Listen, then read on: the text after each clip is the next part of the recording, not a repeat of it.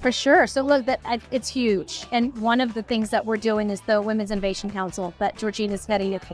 It took off gangbusters out of the blue after one panel that she did in London. Gosh, I want to say a few weeks ago because it feels like a few weeks. I travel so much. Was probably a couple months ago. But I mean, it's and her bringing in some of those ideals and some of those all the things that she's learned along the way in the auto finance world, and now bringing it into and even beyond that she's done now bringing it into this industry. Well, if you look back, I think the hospitality industry is 10 years behind, if not more, in technology right now. There's lots of major brands out there. They're trying to implement some of the technology. And if you notice in the last, well, let's just say 2 years, AI is just coming out. And I think it's about adapting and accepting. And we need to make that movement. So in the hotel brand that I'm with, the board that I sit on, BV Hotel Brands, that's exactly what it is. AI Smart Technology Hotel, where we use AI more for algorithm, machine learning, and the efficiency.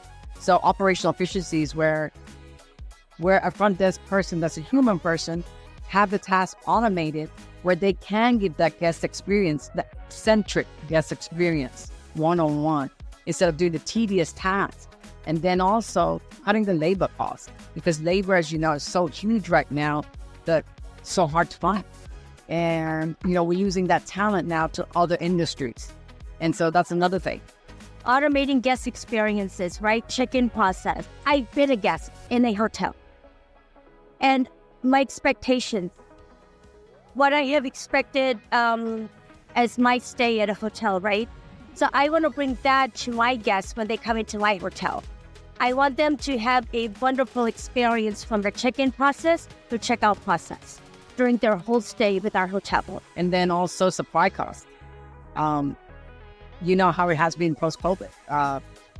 Cost is rising, inflation is rising.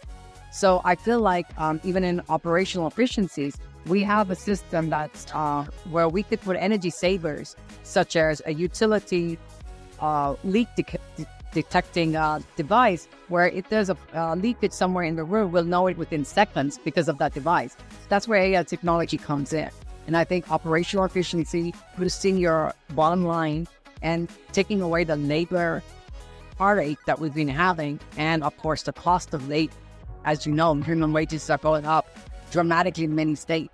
I think it's going to be going head on strong. If we're not prepared in the next 3 years, you're going to be left behind, because technology is going to come really quick in 3 years. And so I feel like we need to adapt, because that's going to help.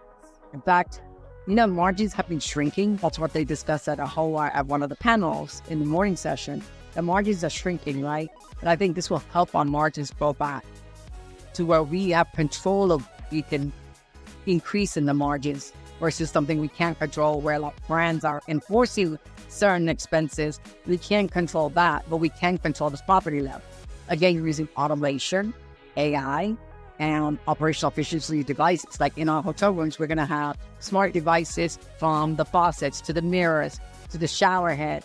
So it tells you the temperature of your body, all devices open and close your curtains. And then we'll probably have like Alexa, who will be programmed to do certain instructions that a customer wants or needs. So her preventive maintenance is also going to be done with the AI and automation. So technology has played a really huge role when it comes to just travel in general. It's when you look at social media, for example, it's something like 83% of people are making their travel decisions based off of what they see on social media. Now, it's not necessarily just from influencers. It's also from what maybe their family or friends are posting. So people are really going to online to get that inspiration and end up booking. Then there are so many different ways that you can book, whether it's you want to compare prices or whether you want to book directly. If you want to even send an email to a property before you get there, you can do that. There's so many wonderful ways that you can inform yourself, research your destination, prices, all of that. And that has really streamlined the whole travel experience. Pulling in the diverse crowd and everyone having a seat at the table, really listening and understanding, and then translating those things into solutions? Well, now I'm going to real estate myself, but when I started my job in 1984, of course, there were no computers. I mean, we got our first computer maybe a year later, and we all used that same computer. And it was, one of those antiques now that you probably see in the Smithsonian. But, talk about, geez, there was no internet. I mean, we were going to make a flight. We called every airline. If we were going to rent a car, we called every agency.